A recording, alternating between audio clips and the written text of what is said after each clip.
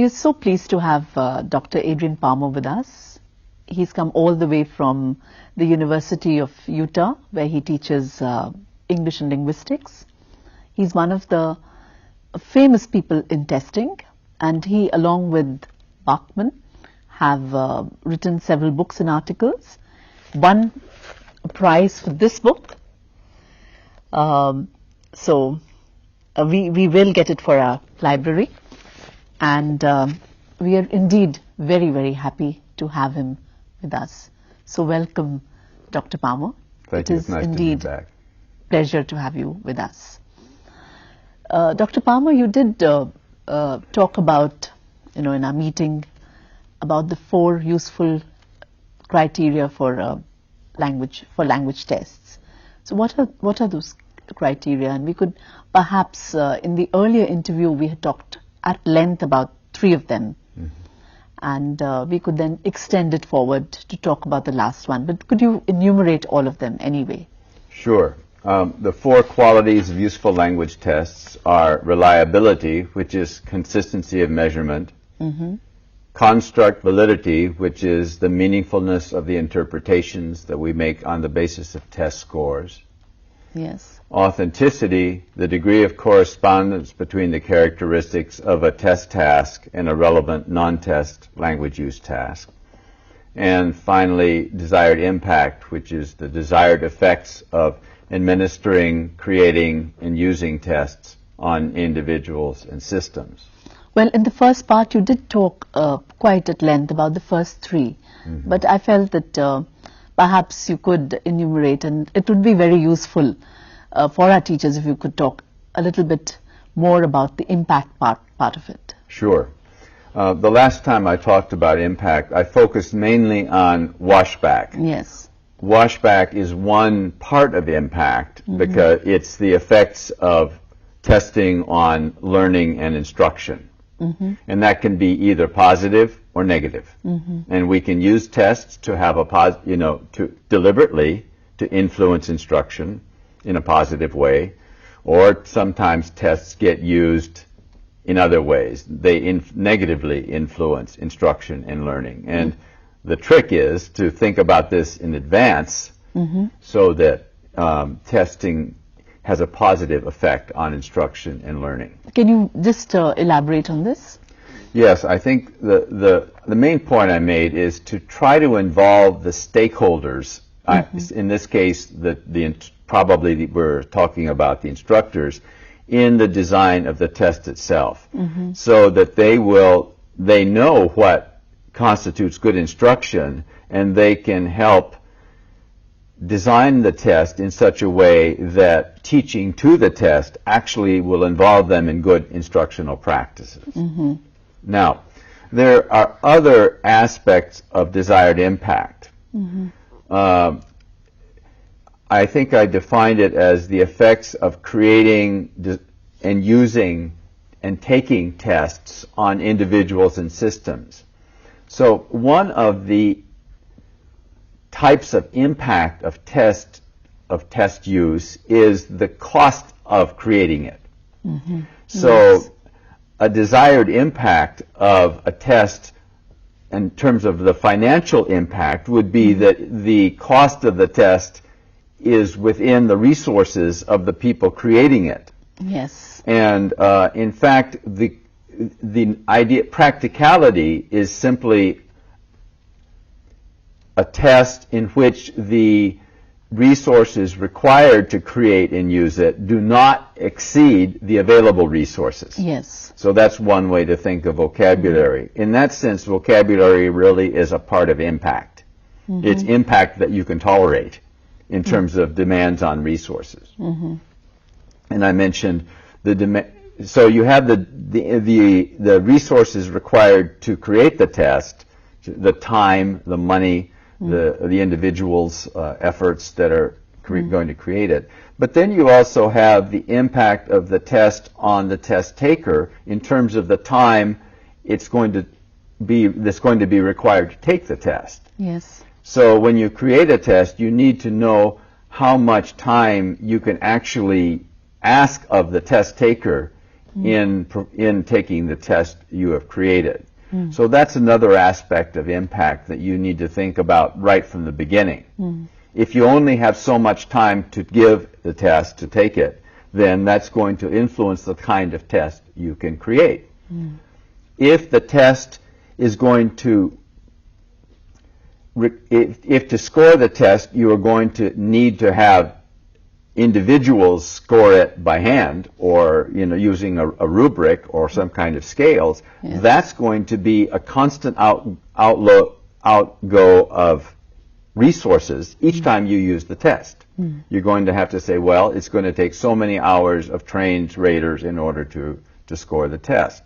If you decide to go with another kind of test that can be scored using some kind of automated procedure, then the demand on resources will be less. And in fact, that aspect of impact often has a very profound effect on the kind of test that is feasible for you to create. Absolutely, absolutely. In fact, from the test tasks and the useful criteria, let's go on to the test takers. In India, we have this enormous problem of large numbers, as you're well aware. And as a result, reading comprehension, we call it broadly reading, and I know, and writing skill. And I know you object to something like writing, you rather break it down. And I agree with you, and we'll talk about that a bit more. But these are the things that anyway get tested. And we totally neglect this whole business of the spoken skill and listening as well. Listening probably we could manage, but speaking, it just becomes very, very difficult. Even if we, sort of decide that we're going to just look at pronunciation or look at conversational skill or presentation, it just becomes impossible because of large numbers. So a whole area doesn't get tested and therefore doesn't get taught. We just pick up the skill in the course of our education. We were never tested for spoken English or for listening. It's just something that we picked up along the way. And a lot of people don't pick it up if they don't go to a certain kind of school. We went to the convents and the public schools. But children who go to the government schools, may not pick up this, may never acquire this kind of fluency in the language. So what do you say about how do we handle large numbers, especially for these skills?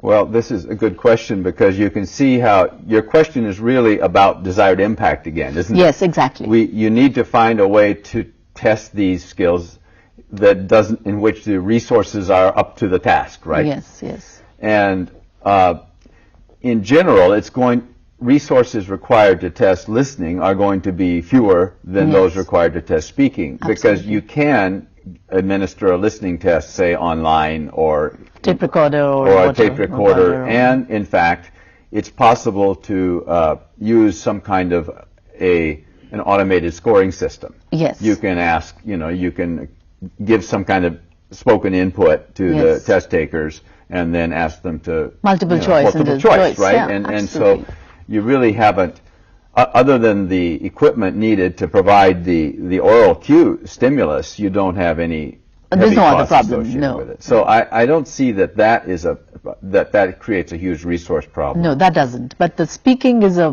big question mark, and because of that, listening also gets neglected. Now, the speaking from the point of view of speaking, you've got, I think, really two major alternatives.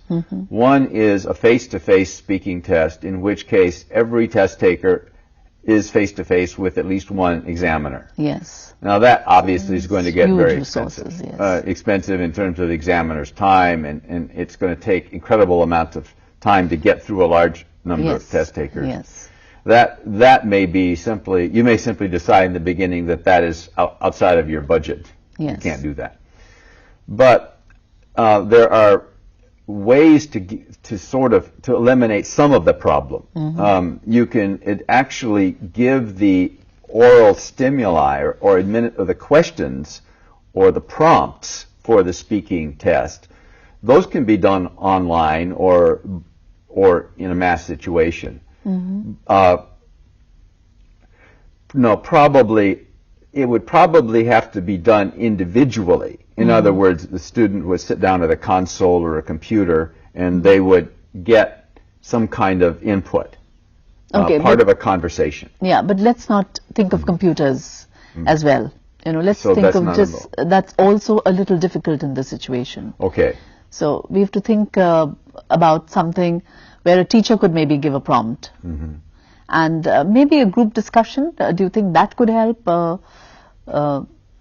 That's been used, but the problem is that it's hard to get reliable scores for an individual in which what is produced is a collective effort. I have tried that, and we've had real big reliability problems when you score an individual's performance that is heavily influenced by the performance of other individuals. Yes. In the case of a trained examiner, that examiner is going to do the same thing with each of the test takers. But when other students become part of the picture, then what this student, the opportunity for this student to perform may be quite different from the opportunity for this student to perform, because the constitution of the group is different and the dynamics are different. Yeah. So I wish I had a good answer. So, you know, I could say, well, if you don't have any kind of online administration, what can you do? And, well, you could have the test be very short. Yes, I mean, that's what I was thinking that's one of. way to reduce the demand on resources. But remember, all other things being equal, as the test gets shorter and shorter and shorter, the reliability tends to go down. Yeah. So you're paying you're losing reliability. Yeah. In order to try to get a test whose resources are up, not too heavily used. In fact, this becomes a even major problem because a lot of our exams are public exams, and for instance, the test takers are faceless for us. You know, in a classroom situation, it could be an ongoing assessment process. You know, and you could sort of give the assessment kind of marks or grades or whatever, but we have 2 public exams in the school system, and all our university exams are all public exams. So the learners are in a sense faceless for us. So is there some kind of characteristics about that we should keep in mind about the learner, about the test takers? Yes. There are some general characteristics which I think are always going to be important. And I would say the one that is the most important is, what is the test taker's world knowledge? Or the term we use in our book is topical knowledge. Okay. When we use language, we are always using language about something. You know, when we're talking about something. When we're reading about something, and so on. We're listening to. There's always content. Yes. And that content has to do with world knowledge. If we're listening to a lecture on automobile engineering, then the topical content of that lecture is automobiles. Yes. And our performance on say a test of our ability to understand a lecture on automobiles will depend to a certain extent on our knowledge of automobiles, in addition to simply our knowledge of the language. Sure. So in fact, a person who has better knowledge, for whatever reason, his father is an automobile engineer, would perform better on the test. Would that be a consideration then? Yes, if the test is heavily is all about automobiles, and knowledge of automobiles will help one perform better. And if the test takers differ in their knowledge of automobiles, then you would expect that level of knowledge of automobiles to influence scores. Yes. Now, you have some choices here.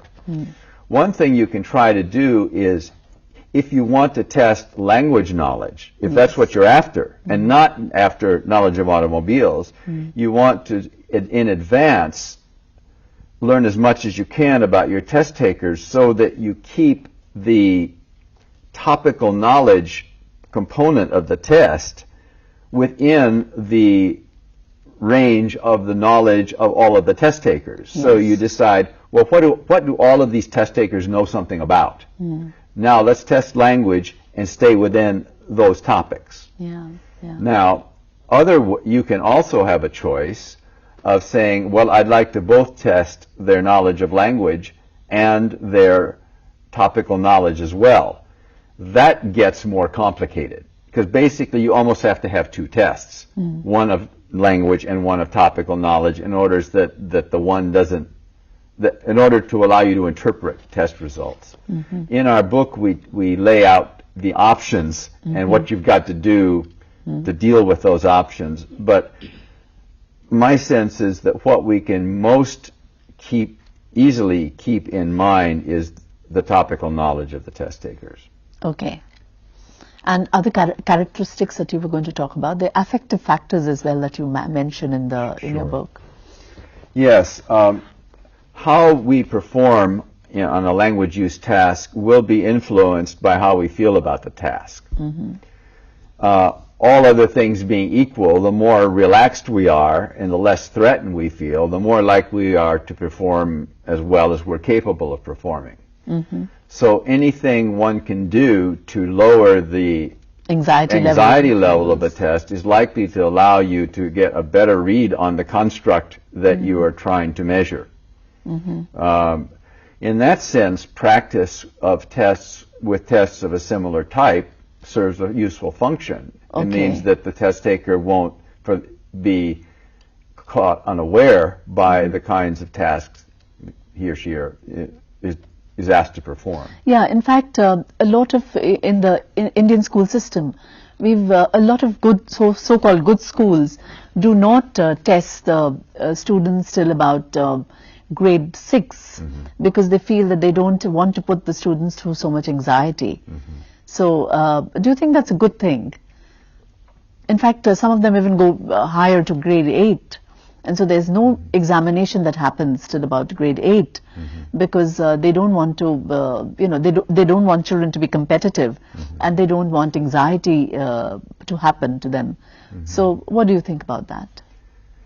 Actually, I don't really know because I think I would have to know a lot more about, I would almost have to be one of those teachers to be able to draw upon the information that they're using in reaching that decision. And since I'm unfamiliar with the situation, I just don't think I'm qualified to try to go into whatever reasoning was behind that decision. But it might be possible to,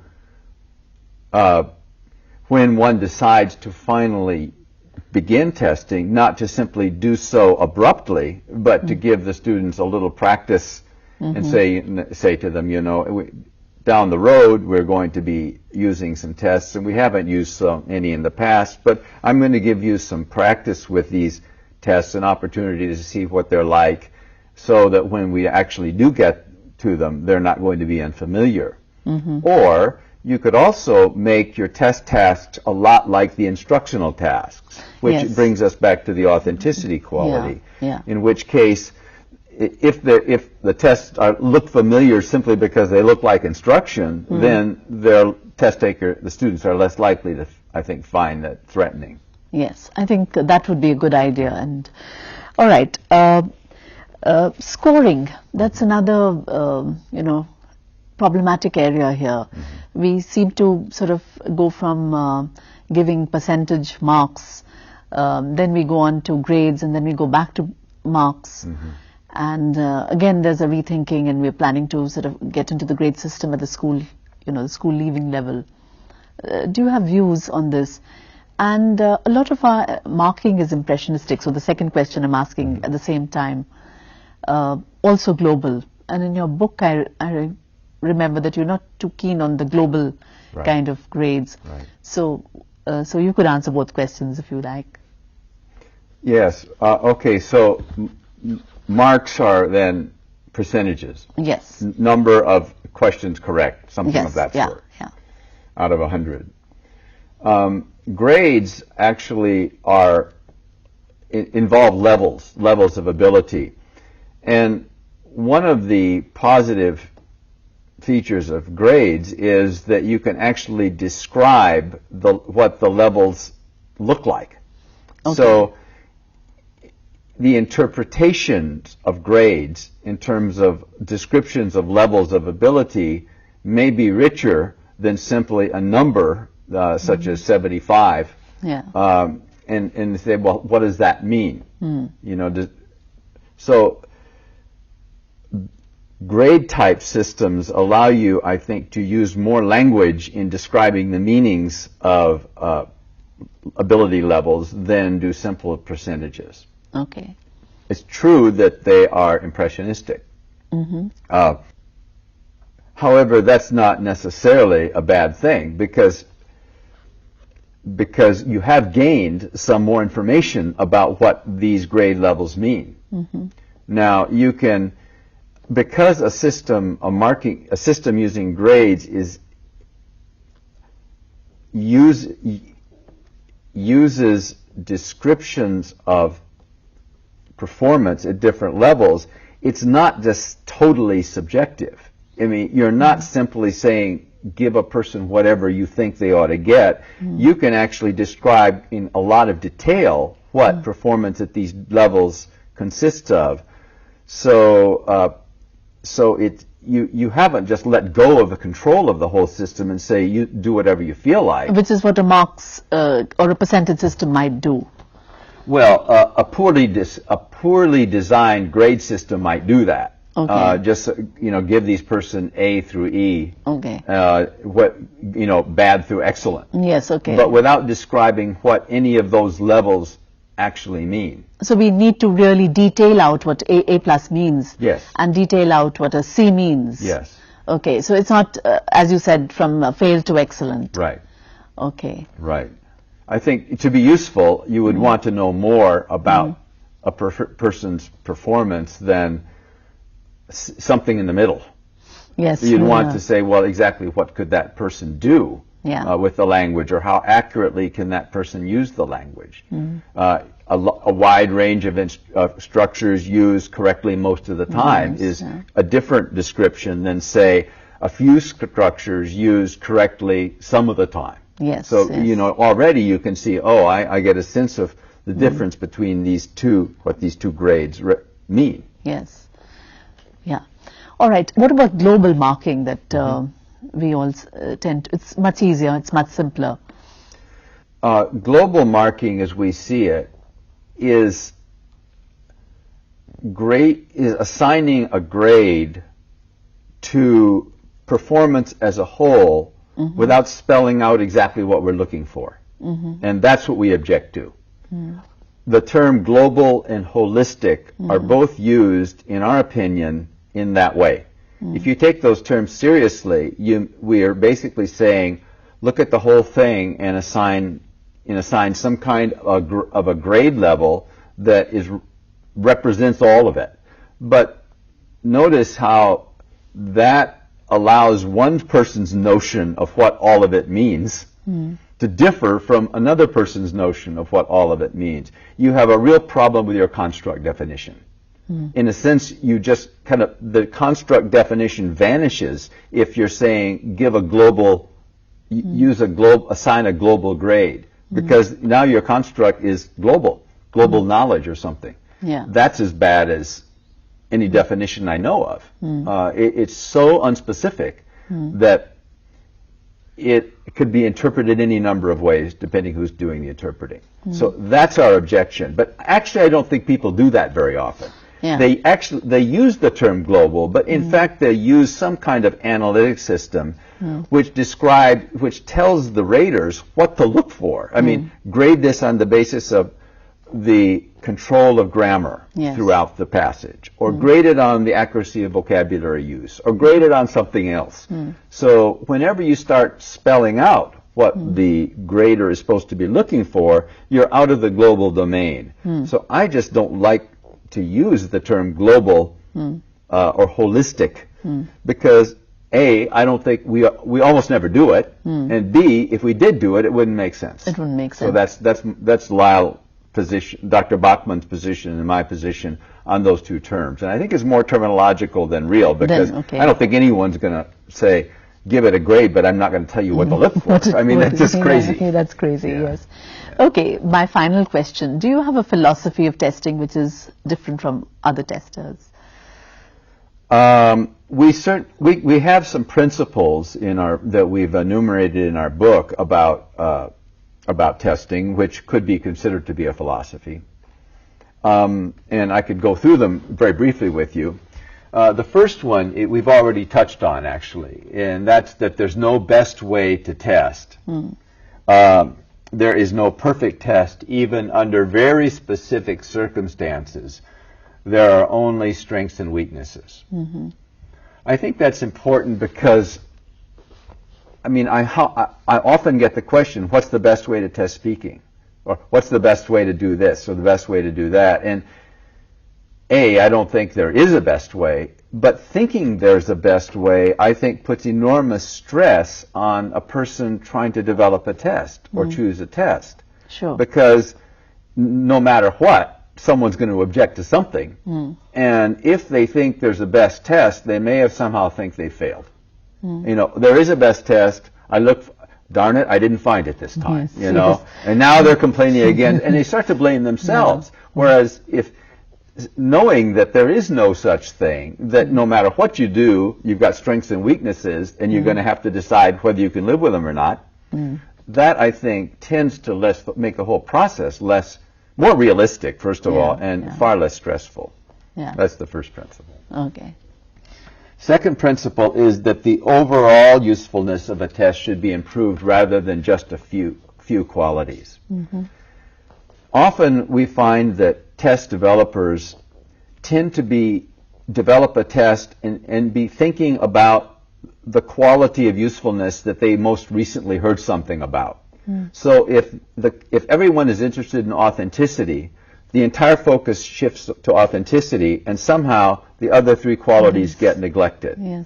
So when we develop a test, we always want to be sure that we have systematically thought about reliability, constructability, authenticity, and desired impact, and not just sort of forged ahead thinking about only the quality or one or two qualities that were the most popular or that we most heard about most recently or that the last person we talked to said something about. So that would be the second one. The third is that the qualities of usefulness interact with one another. So if we're developing a test and we say, you know, I'd like to actually see if I can increase the authenticity of that test, we need to say, after we have done so, how has that affected the other qualities? I mean, we might increase the authenticity of a test in such a way that the test actually becomes somewhat less reliable. And that may be just fine. We may decide it's worth it. It's worth giving up a little bit of reliability for this increase in authenticity. But we need to be aware that and check whether or not working on one quality has affected other qualities, and if so, can we live with those effects? Knowing that we're never going to just say, increase everything at once. It's increasing authenticity will probably never just automatically increase everything else. Most likely, others will go up and down, and we have to think it through. And the last quality. And the last question is that the usefulness of a test cannot be evaluated in isolation. It can only be evaluated in a very specific situation. So if you ask me what's the best way to test writing, that's an impossible question. I can only talk to you about a useful way to test writing given a very specific situation. And even then, I will never say this is the best way to do it. I will say, well, this way will get you this much authenticity, reliability, constructability, and so on. So that would be our philosophy of testing. Thank you so much, Dr. Palmer. It is indeed very kind of you to have come to IGNOU. Thank you so much. It's my pleasure.